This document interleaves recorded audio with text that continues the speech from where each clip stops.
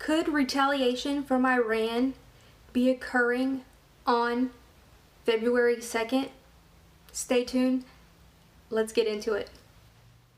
I'm sure by now everyone has heard about what occurred with Iran.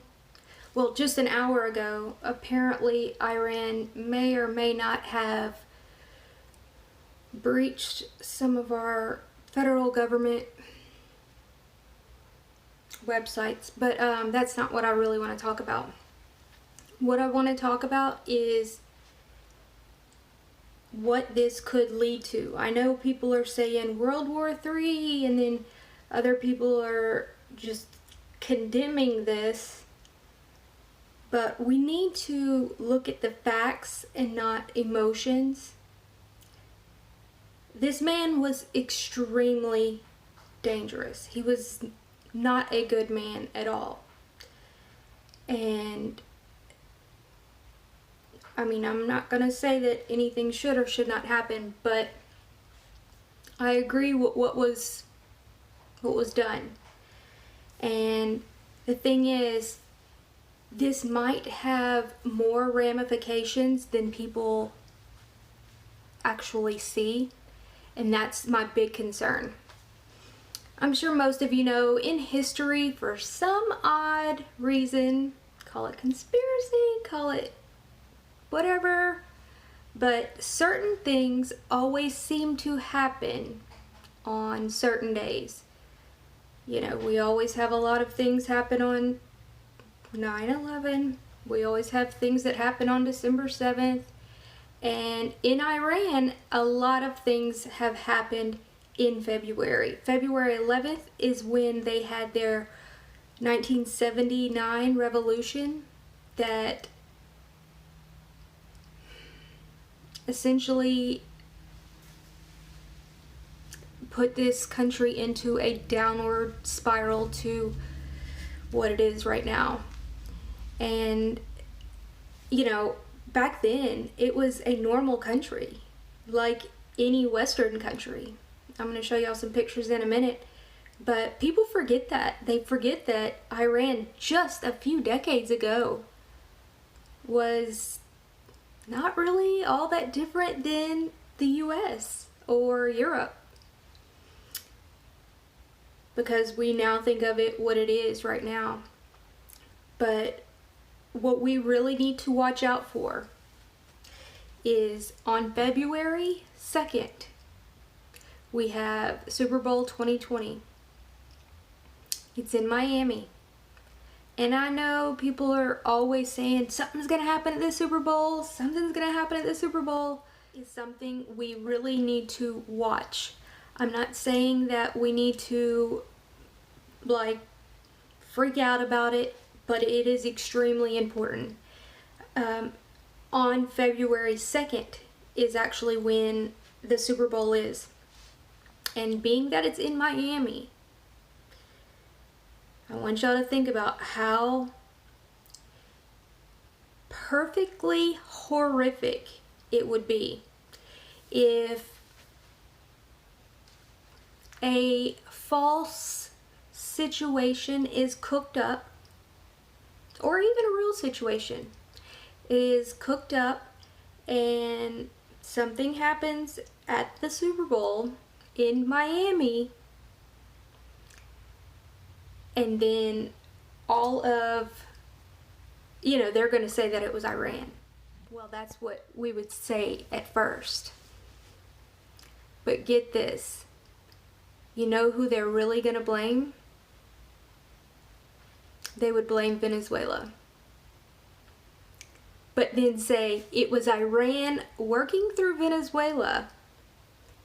And with all the Venezuelans they have in the Miami area, they would say that's what happened. And so now we have to go into both countries. This is absolutely, positively something they would do, unless we spread this video and get them before they try anything ridiculous.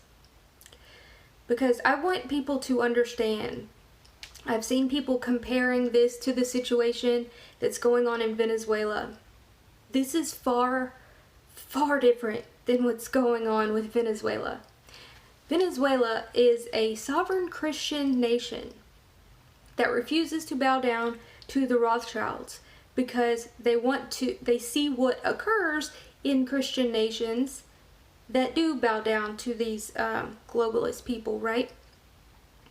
Iran, on the other hand, has been running this oppression regime since 1979. But yes, I know, DC was likely very much involved in that, but that's neither here nor there.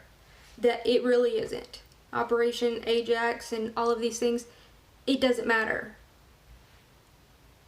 You know, I don't know if anybody thought it was ever going to get to this level, you know, to flip that fast. I mean, I just don't see how anybody could have foreseen them going from essentially a westernized country to what they are right now. And there's a lot of great people in Iran, so, you know, just doing away with them would be just the absolute wrong thing to do.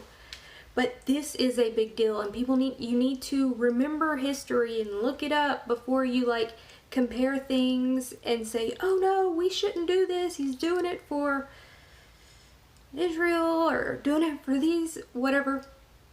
Sometimes things like this have to happen.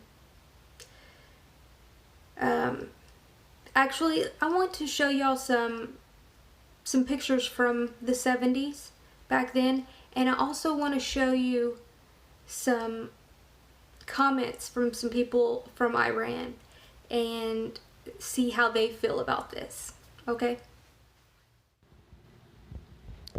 A lot of people don't remember what it was like in the 70s, not so long ago. It was just a normal, like a Western country.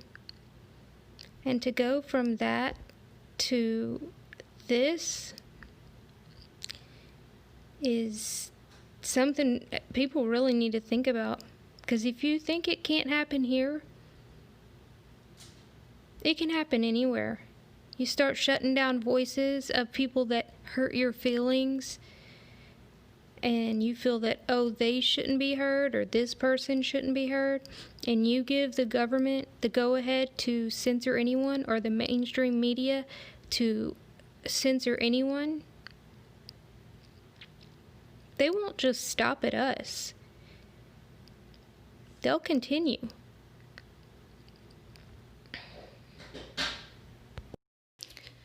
Iranians are not shouting death to America. In Iran, there are over 80 million people, and in the anti-American protest, there are only about 5,000 people. Every Iranian I know are happy after the killing of this criminal. We have been waiting for this moment for over 40 years. Some Iranians were even partying today. And free Persia, is it Persia? From Islam.